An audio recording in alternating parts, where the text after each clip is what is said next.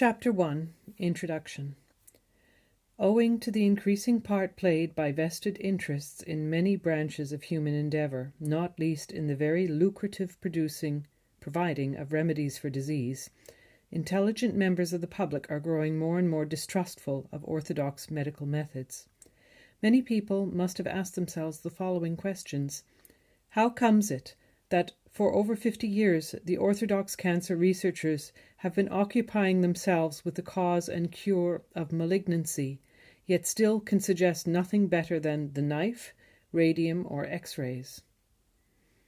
How comes it that after letters from many doctors had appeared in the British Medical Journal testifying to the highly unsatisfactory results of radium treatment, it is nonetheless still boosted in this country and elsewhere? How comes it that when effective treatments for cancer have been discovered, either by a qualified doctor or by practitioners of unorthodox schools, they have not been recognized by the cancer research ring, which still asks the public to donate large sums towards the discovery of a cure? To these questions, with which I shall deal in my afterword, no satisfactory answers are forthcoming, and we are forced to the conclusion that, although there are many selfless and noble-minded doctors to be found in most countries, in modern medicine itself many things prevail which are much to be deplored. 1. The torture of animals for experimentation and for the preparation of sera and vaccines. 2. The fostering of fear in the public mind by means of advertising. 3. Commercialism and vested interests which ought to play no part in healing the sick. And 4.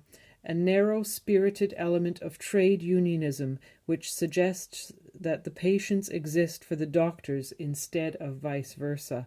All these things many doctors themselves have at one time or another commented upon and regretted in forcible terms. And yet, as after a war, nature or the higher powers seem to step in to adjust the balance of things by ensuring that a greater proportion of male children should be born, so when medicine becomes over-tinctured with material considerations, do they seem to inspire some method of healing as a corrective to these tendencies, and as a help to those who are large-minded enough to take advantage of it. Such a method may be precluded by other methods, which prepare the way for its acceptance.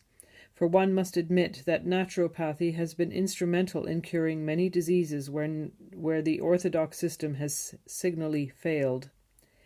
Nevertheless, as we shall see, a non-naturopathy, as it usually is practiced, does not go far enough. For although it can cleanse the body of its toxins, it cannot replace wasted tissues incidental to such grievous ills as consumption or other diseases of equal gravity. This can only be accomplished by an elaboration of an ancient therapy, the details of which I propose to put forward in this book, and which I have practiced myself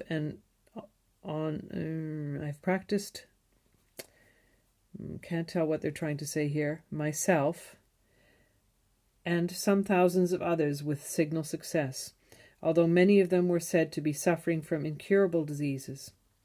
It is true that at one time I had resolved not to write my book until I had the chance of curing even leprosy, but as I am unlikely to come across a case of this dread disease unless enabled to visit those countries where it is prevalent, I have decided to give the details of my experiences to the public without further delay. My contention is, and I do not stand alone in putting it forward, that within man himself is to be found the substance to cure his diseases, whether they be so-called wasting diseases or otherwise. And I propose to substantiate this contention by case sheets on the principle that 1 ounce of facts is worth many pounds of theories. If in the course of stating the facts references to medical failures should be essential, this is unavoidable in the interests of the public and of truth itself, and such references are made in no spirit of hostility towards doctors, As already implied, there are many unselfish and honest physicians to whom I wish to do no injustice. It is erroneous and harmful beliefs and practices which I am constrained to criticize, not personalities. The readers will see for themselves that such criticism cannot arise from any ulterior motives. I have no secret remedy or patent medicine to sell.